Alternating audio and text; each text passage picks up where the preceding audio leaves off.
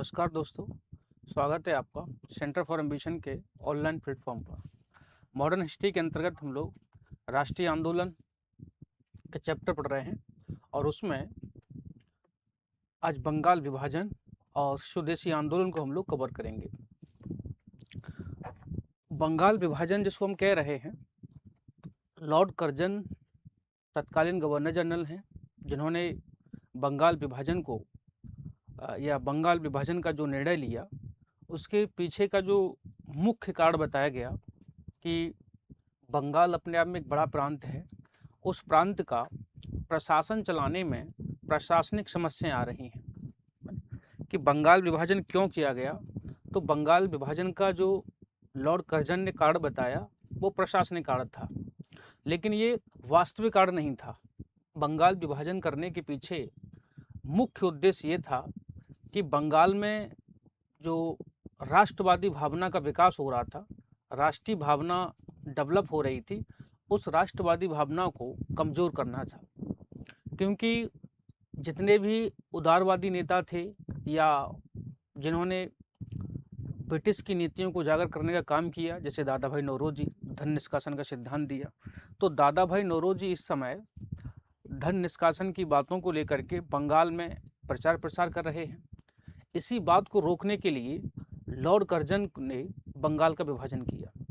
Lord Curzon को लग रहा था कि अगर इस समय बंगाल में जो राष्ट्रवादी भावनाएं विकसित हो रही हैं, यदि उनको न रोका गया तो 1857 जैसा विद्रोह पुनः हो सकता है। इसीलिए इस राष्ट्रवादी भावना को रोकना अनिवार्य हो गया था। क्लियर है? तो बंगाल विभाजन का जो कारण बताया गया लॉर्ड कर्जन के द्वारा, वो वास्तविक कारण नहीं था, है ना। जो वास्तविक कारण बंगाल विभाजन का रहा वो मुख्य रूप से राष्ट्रवादी भावनाओं को रोकना था। क्लियर है?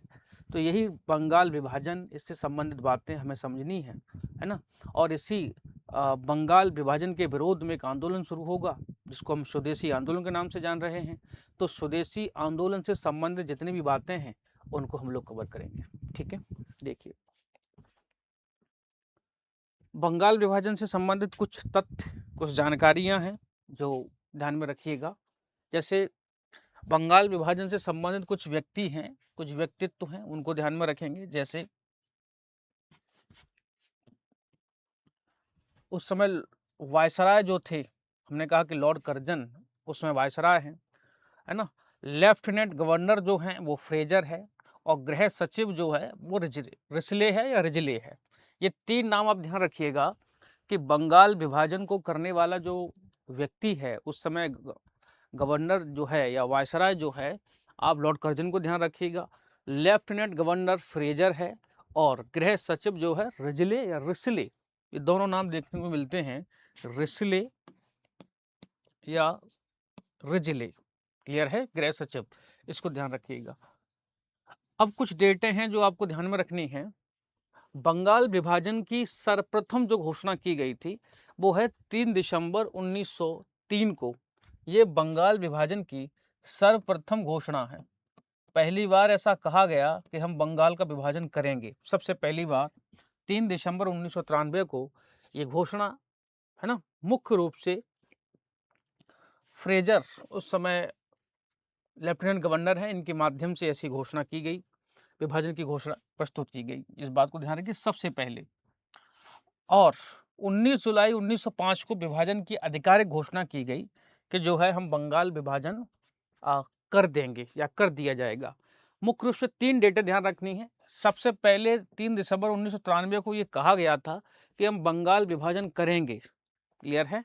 बंगाल के विभाजन की योजना को प्रस्तुत किया गया। और 19 जुलाई 1905 को बंगाल विभाजन की घोषणा, आधिकारिक घोषणा कर दी कि भविष्य में बंगाल का विभाजन कर दिया जाएगा, आधिकारिक घोषणा की गई। लेकिन ये डेट बहुत महत्वपूर्ण है जो ध्यान रखिएगा, 16 अक्टूबर 1905 को बंगाल विभाजन प्रभावी कर दिया गया या बंगाल का विभाजन कर दिया गया। क्लियर है? तो कम से कम ये वाली डेट आप ध्यान रखिएगा। सबसे पहले 1903 में घोषणा की गई थी और 16 अक्टूबर 1905 को बंगाल विभाजन प्रभावी हो गया है, प्रभावी कर दिया गया है, कर दिया गया। ये भी ध्यान रखेंगे 19 जुलाई 1905 को बंगाल विभाजन की आधिकारिक घोषणा की गई कि किया जाएगा। क्लियर है। अब जो हम बंगाल विभाजन जो कह रहे हैं कि बंगाल को दो पार्ट में डिवाइड कर दिया गया, तो सबसे पहले उस समय के बंगाल को आप समझिएगा कि जिस समय हम 19वीं सदी का जो बंगाल कह रहे हैं, इस बंगाल का मतलब ये हुआ कि इसमें आपका बिहार वाला क्षेत्र भी शामिल है, इसमें उड़ीसा का क्षेत्र शामिल है, इसमें असम का क्षेत्र शामिल है और आपका बांग्लादेश तो है ही शामिल इसमें मुख्य रूप से। तो ये 19वीं या 20वीं सदी का जिस बंगाल जिसको हम कह रहे हैं, ये बंगाल अपने आप में बड़ा प्रांत है।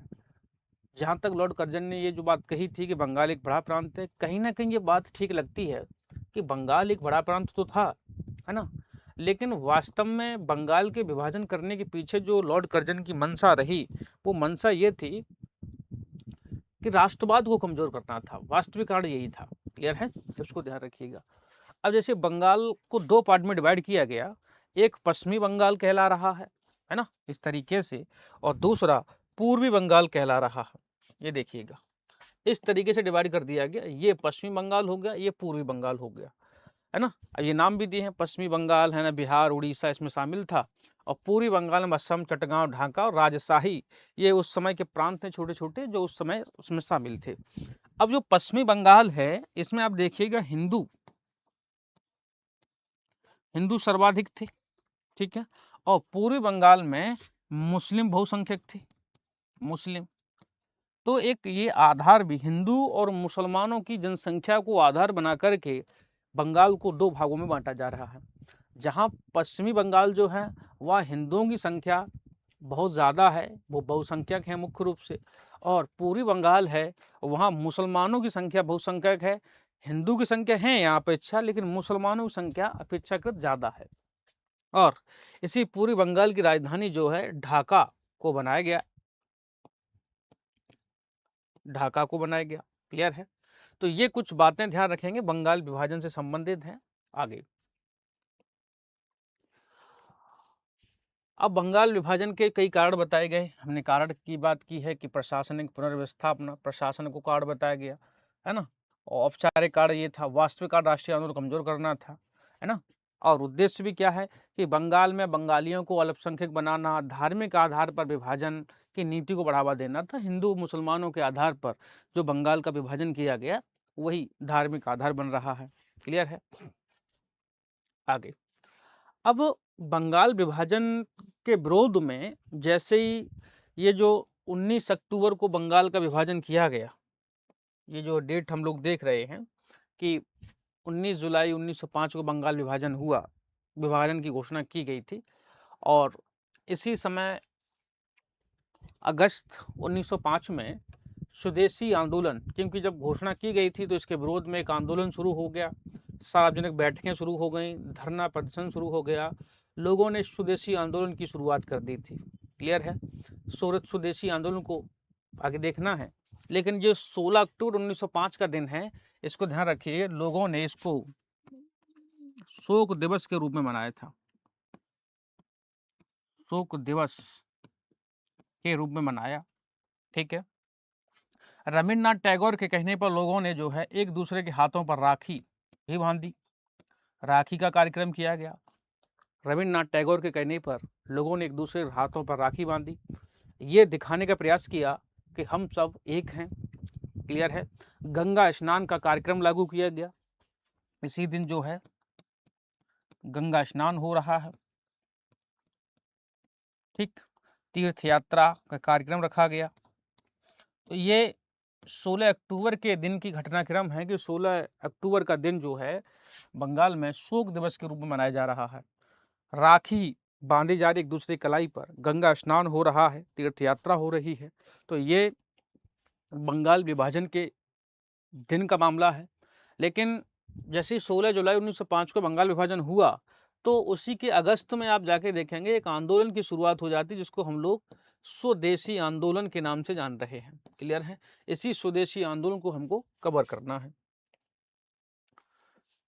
स्वदेशी आंदोलन, इसमें कुछ व्यक्तियों के नाम ध्यान रखेंगे, जैसे सुरेंद्रनाथ बनर्जी हैं, कृष्ण कुमार मित्र हैं, अश्विनी कुमार दत्त हैं, रविंद्रनाथ टैगोर हैं, अरविंद घोष हैं, विपिन चंद्र पाल हैं, बाल गंगाधर तिलक हैं। तो ये इसमें कुछ उदारवादी, कुछ उग्रवादी नेता नजर आ रहे हैं कि स्वदेशी आंदोलन को लेकर के काम करेंगे। क्लियर है। अब स्वदेशी आंदोलन में, या स्वदेशी आंदोलन, मैंने कहा कि इसको अगस्त, है ना, 1900, ये 7 अगस्त 1905 को कलकत्ता के टाउन हॉल में इस आंदोलन की शुरुआत करने की घोषणा की गई थी। इस बात को ध्यान रखिएगा। 7 अगस्त 1905 को, है ना, 1905 को कलकत्ता में जगह है टाउन हॉल, वहां से स्वदेशी आंदोलन की घोषणा की गई। क्लियर है। और 16 अक्टूबर 1905 को शोक दिवस के रूप में राखी दिवस मनाया गया। क्लियर है। 1905 में बनारस कांग्रेस का जो है बनारस अधिवेशन हुआ, वार्षिक अधिवेशन हो रहा है, जहां स्वदेशी का प्रस्ताव प्रस्तुत किया गया। स्वदेशी का मतलब यहाँ पर यह था कि ब्रिटिश की सभी विदेशी वस्तुओं का बहिष्कार किया जाएगा और स्वदेशी वस्तुओं को अपनाया जाएगा। क्लियर है। तो विदेशी वस्तुओं के बहिष्कार को लेकर के कार्यक्रम बनाए जा रहे हैं, इसीलिए इस आंदोलन को मुख्य रूप से स्वदेशी आंदोलन कहा जा रहा है। और ये 1905 का बनारस अधिवेशन है, उसमें इस प्रस्ताव को प्रस्तुत किया जा रहा है। और इस प्रस्ताव को जब प्रस्तुत किया गया तो कांग्रेस के लोगों ने इसको स्वीकार भी कर लिया है। क्लियर है। 1906 में पहली बार स्वराज की मांग की गई। 1906 में पहली बार स्वराज शब्द की या स्वराज की मांग की जा रही है, ये ध्यान रखिएगा, कलकत्ता अधिवेशन में। और अगस्त 1906 में राष्ट्रीय शिक्षा परिषद की स्थापना की जा रही है, नेशनल काउंसिल ऑफ एजुकेशन, जो बंगाल में शिक्षा व्यवस्था को लेकर के कार्य को आगे बढ़ाने का काम करेगी। तो ये कुछ फैक्ट हैं जो ध्यान रखिएगा, है ना। अब जो स्वदेशी आंदोलन का कार्यक्रम जो थे, विरोध की प्रवृत्तियां, नेचर जो था, उसको देखिएगा कि विदेशी वस्तुओं का बहिष्कार। इसमें कहा गया कि सूती वस्त्रों के अलावा भी बहुत से सारे विदेशी वस्तुएं जो थीं, है ना, उन सब का बहिष्कार किया जाएगा। इन विदेशी वस्तुओं में बंगाल की महिलाओं ने आभूषण खरीदने से मना कर दिया, बर्तन खरीदने से मना कर दिया। क्लियर है।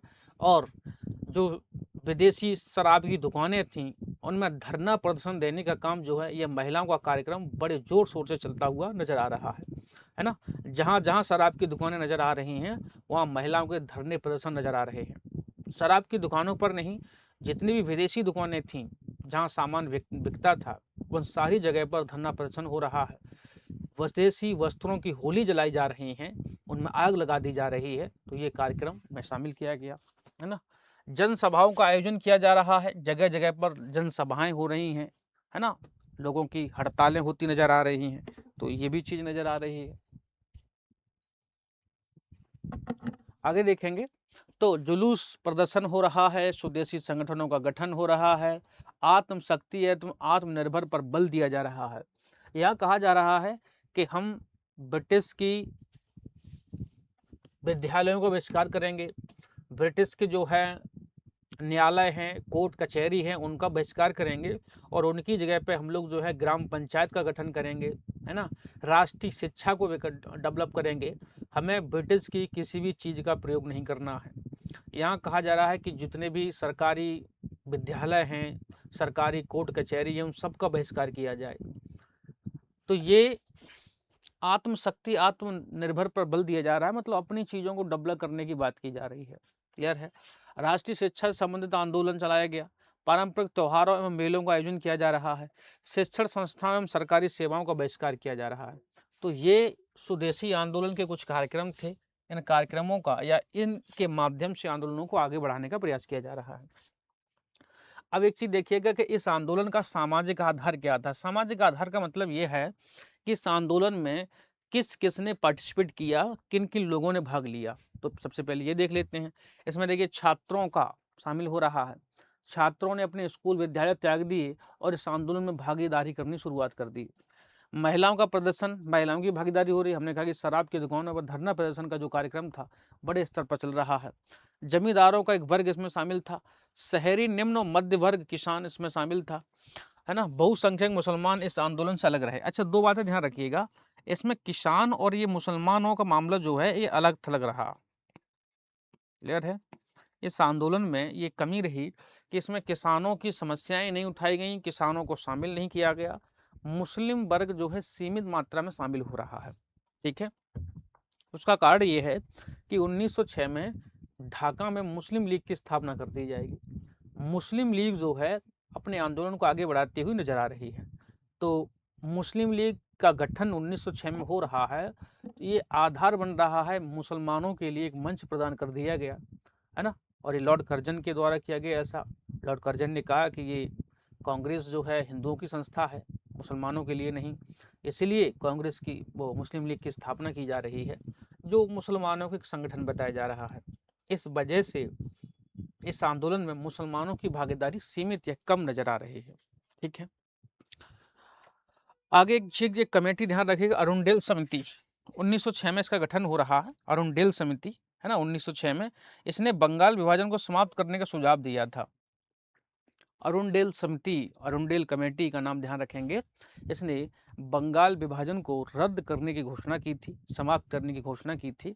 और इसी के रिकमेंडेशन को आधार बना करके 1911 में जब दिल्ली दरबार का आयोजन हो रहा है दिल्ली में, तो वहाँ पर लॉर्ड हॉर्डिंग के द्वारा जो है बंगाल विभाजन को रद्द कर दिया जाएगा, कैंसिल कर दिया जाएगा। क्लियर, इस बात को ध्यान रखेंगे। अब जो स्वदेशी आंदोलन चल रहा था, स्वदेशी आंदोलन का विस्तार कहाँ कहाँ पर था, वहाँ कौन कौन लीड कर रहा था, इस बात को देखिएगा। तो हमने कहा कि बंगाल में सुरेंद्रनाथ बनर्जी, अश्विनी कुमार दत्त, रविन्द्रनाथ टैगोर, अरविंद घोष, विपिन चंद्र पाल, ये लोग जो हैं बंगाल में स्वदेशी आंदोलन को लीड कर रहे थे। उनके जो सर्व प्रमुख नेता हैं वो है सुरेंद्रनाथ बनर्जी, बंगाल में। क्लियर है।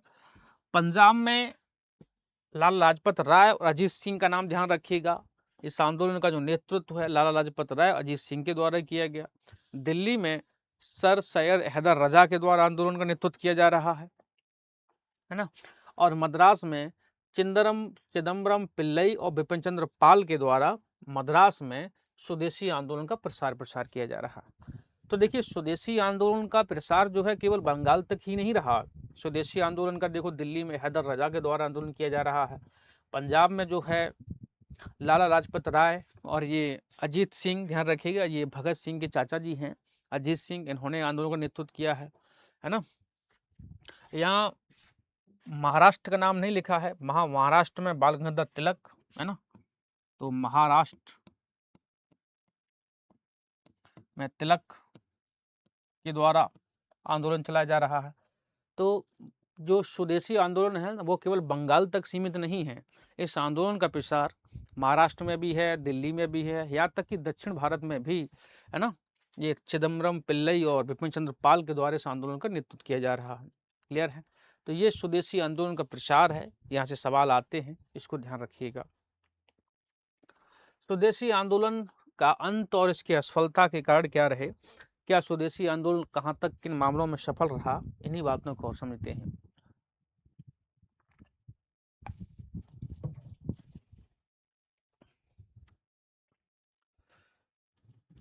तो स्वदेशी आंदोलन की असफलता के क्या कारण थे, दो तीन बातें देखिएगा। कठोर दमन चक्र। जब स्वदेशी आंदोलन प्रारंभ हुआ, देखिए लॉर्ड कर्जन ने जिस राष्ट्रवादी भावनाओं को दबाने के लिए बंगाल का विभाजन किया था, क्लियर है, और उसी बंगाल विभाजन ने स्वदेशी आंदोलन के माध्यम से राष्ट्रवाद को बढ़ा और दिया। तो लॉर्ड कर्जन की जो मंशा थी वो पूरी नहीं हुई, क्लियर है। और इससे पीछे जाइएगा तो जब कांग्रेस की स्थापना हो रही थी तब भी ये इस बात का ध्यान रखा गया था कि भारत में कोई राष्ट्रीय विद्रोह, कोई राष्ट्रीय आंदोलन ना हो। इस वजह से कांग्रेस बनाई गई। लेकिन कांग्रेस के कुछ नेताओं ने जो है ब्रिटिश की शोषणकारी आर्थिक नीतियों को उजागर कर दिया और इसी वजह से राष्ट्रवाद का विकास हो रहा था। इस राष्ट्रवाद के विकास को रोकने के लिए लॉर्ड कर्जन ने बंगाल विभाजन कर दिया। बंगाल विभाजन की वजह से स्वदेशी आंदोलन शुरू हुआ। स्वदेशी आंदोलन की वजह से जो है जगह जगह या लगभग संपूर्ण भारत में जो है राष्ट्रवाद की लहर दौड़ रही है। अब इस राष्ट्रवाद की लहर को दौड़ने के लिए ब्रिटिश ने दमन का सहारा लिया जा रहा है, लाठीचार्ज किए जा रहे हैं, सभाओं पर प्रतिबंध लगा दिया जा रहा है, प्रेस पर प्रतिबंध लगा दिया जा रहा है। तो आंदोलन करने के तरीके, सभाओं का आयोजन करना, इन सबों पर हर रास्ते को बंद कर दिया जा रहा है जहां से विरोध प्रदर्शन की चीजें हो पाए। तो वही देखिए, ब्रिटिश सरकार द्वारा दमनात्मक नीति अपनाई गई। इस दमनात्मक नीति में लाठीचार्ज किया जा रहा है, लाठीचार्ज किया जा रहा है ना। छात्रों को आंदोलन करने से रोक दिया जा रहा है। तो ये उन पर जो है उन पर भी लाठीचार्ज जैसी चीजें नजर आ रही हैं। तो ये जो दमनात्मक कठोर नीति की जा रही है, वही कहा जा रहा है कहा जा रहा है कि कठोर दमन चक्र चलाया ब्रिटिश ने। इस दमनात्मक चक्र की वजह से लोग आंदोलन से दूर हो जा रहे हैं। क्लियर है? इस दमनात्मक चक्र में देखेंगे तो लाला लाजपत जो आपके तिलक हैं, बाल गंगाधर तिलक, इनको गिरफ्तार कर लिया गया था और 6 वर्ष की सजा दे दी गई थी। क्लियर है? तो कहीं ना कहीं आंदोलन नेतृत्वहीन हो जाएगा, दिशाविहीन हो जाएगा, तो ये इसके कमजोर होने का कारण बनेगा, है ना। प्रभावी संगठन का अभाव, आंदोलन को संचालित करने हेतु सशक्त और स्थायी संगठन का अभाव रहा। स्वदेशी आंदोलन की जब शुरुआत हो रही है या इसको लेकर के चीजें चल रही हैं, तो इसमें किसी भी एक व्यवस्थित संगठन का अभाव था। यहाँ किसी संगठन या संस्था के द्वारा आंदोलन नहीं चलाया जा रहा था। व्यक्तिगत तौर पर जो जहां जहां जिस तरीके से चीजें समझ रहा था, इस आंदोलन को चलाने का प्रयास कर रहे हैं। तो प्रभावी संगठन का अभाव नजर आ रहा है। जन आंदोलन संबंधी प्रयास में उदासीनता नजर आ रही है। आंदोलन को व्यापक जन आंदोलन का स्वरूप देने में कमी आई। ये जो जन आंदोलन बनाने का जो प्रयास रहा, हमने कहा कि इसमें किसान शामिल नहीं रहा, ये आंदोलन शहरी मध्यम वर्ग तक सीमित रहा।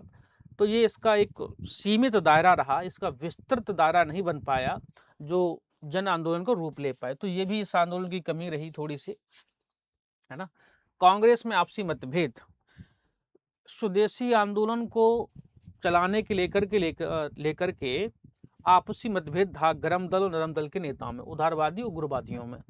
उदारवादी नेताओं का कहना था कि स्वदेशी आंदोलन केवल बंगाल तक सीमित रखा जाए, और जो उग्रवादी नेता थे, गरमपंथी नेता थे, उनका कहना था कि स्वदेशी आंदोलन को बंगाल के बाहर भी ले जाया जाए।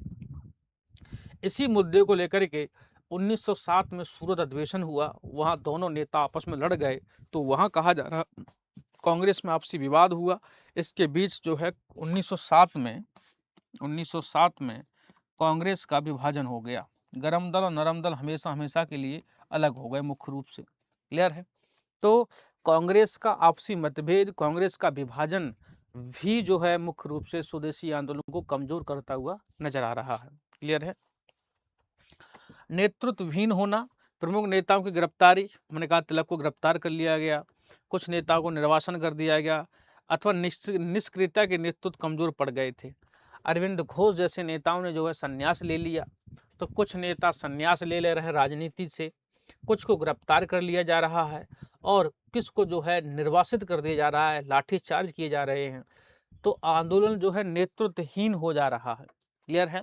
तो ध्यान रखिएगा, स्वदेशी आंदोलन के पतन के या स्वदेशी आंदोलन के कमजोर होने के ये कारण हैं।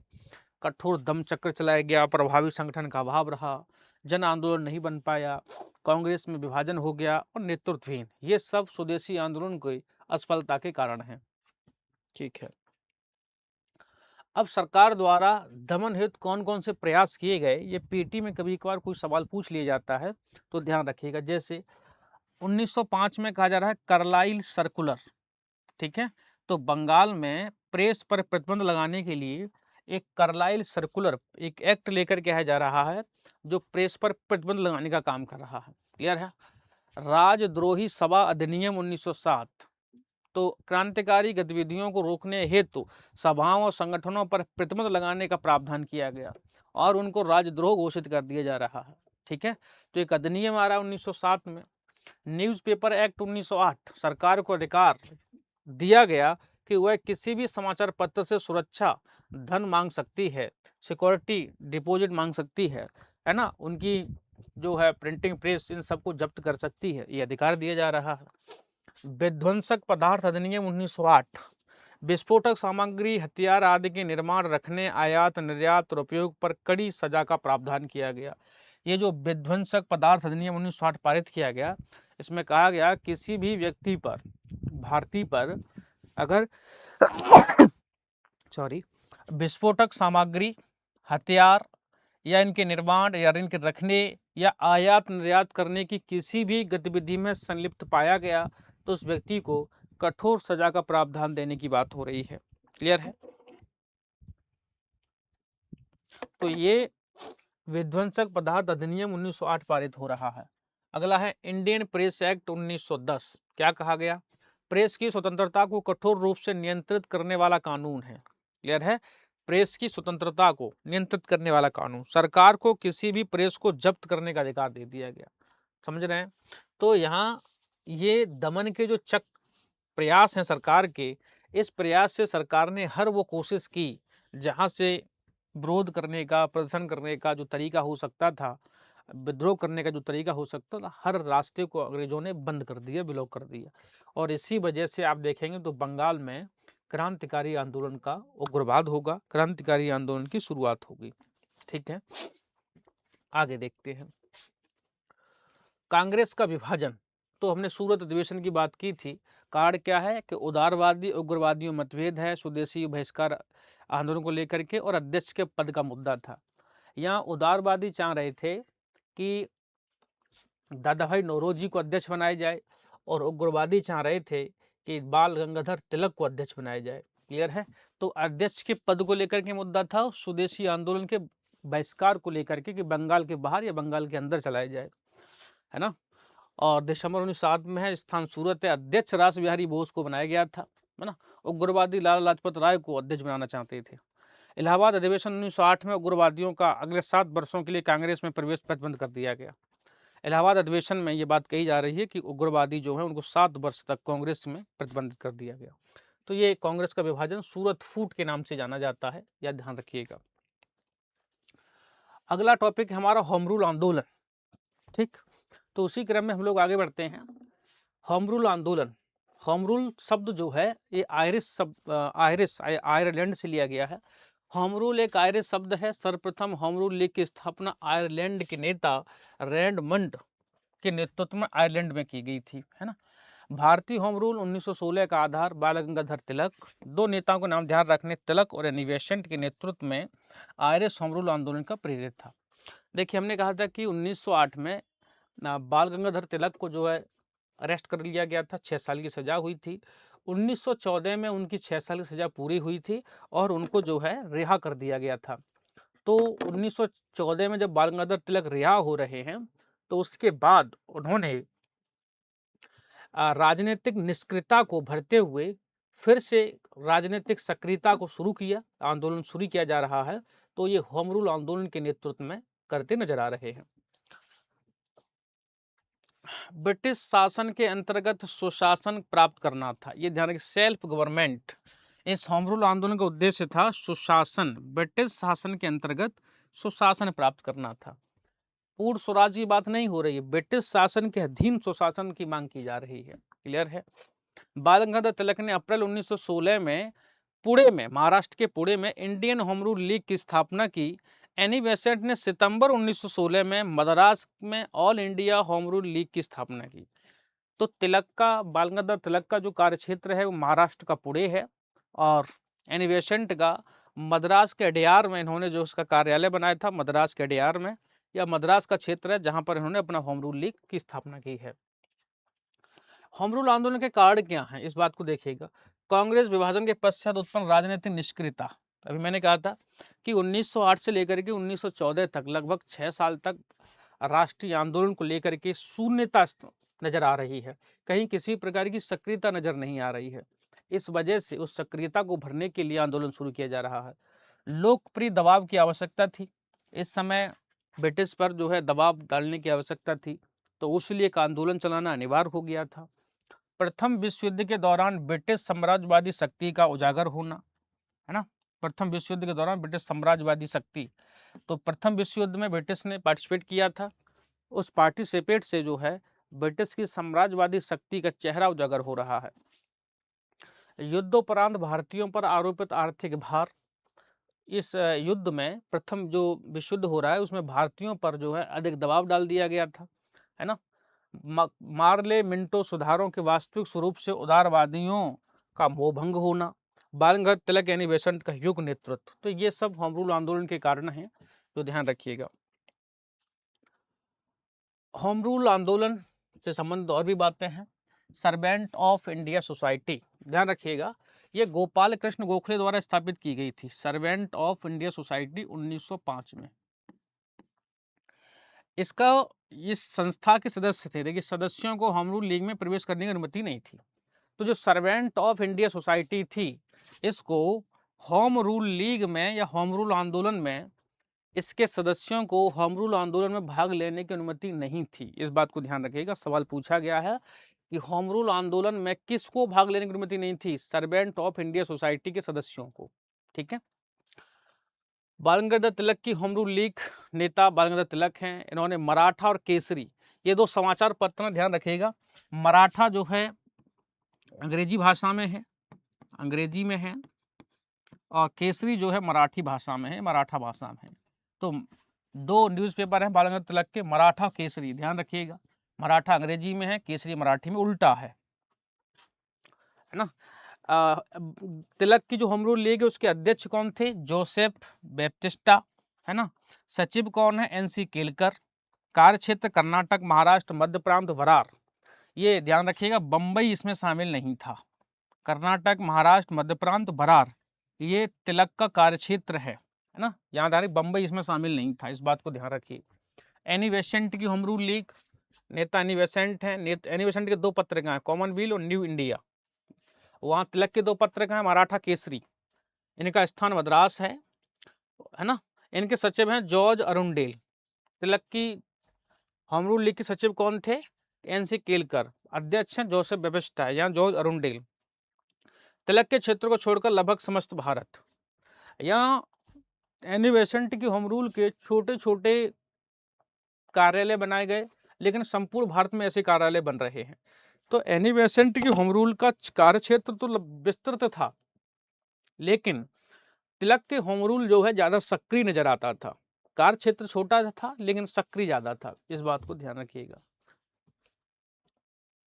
आंदोलन के कार्यक्रम, जनसभाओं परिचयों का आयोजन करना, ये होम रूल आंदोलन के कार्य करने के कार्यक्रम है। देखिएगा, जनसभाओं एवं परिचर्चाओं का आयोजन करना, पुस्तकालयों की स्थापना करना, सम्मेलनों का आयोजन करना, छात्रों की कक्षाएं आयोजित करना, समाचार पत्र, पोस्ट एवं नाटकों के माध्यम से सुशासन हेतु जागरूकता फैलाना। तो ये होम रूल आंदोलन के कार्यक्रम है, ध्यान रखिएगा, है ना। स्क्रीनशॉट ले सकते हैं। तो इस तरीके से हमने बंगाल विभाजन, स्वदेशी आंदोलन और होम रूल आंदोलन को कवर किया, है ना। होम रूल आंदोलन के बारे में अब ध्यान रखिएगा कि गांधी जी इस समय आप भारत में आ जरूर गए हैं, लेकिन गांधी ने इस आंदोलन में पार्टिसिपेट नहीं किया है। क्लियर है। और ये जो होम रूल आंदोलन है इसको 1920 में गांधी जी ने समाप्त कर दिया था, और इसको जो है स्वराज सभा इसका नाम धर दिया था। इस बात को ध्यान रख लेंगे। ठीक है, थैंक यू।